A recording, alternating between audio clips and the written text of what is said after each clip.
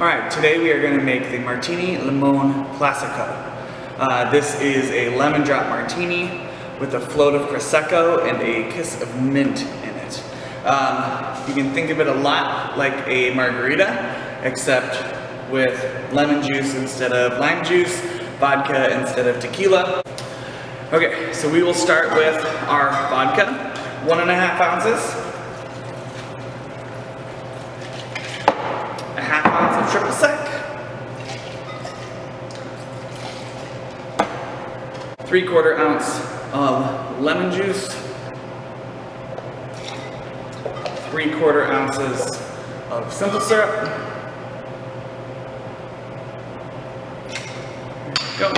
And then we take our mint, throw it in the shaker.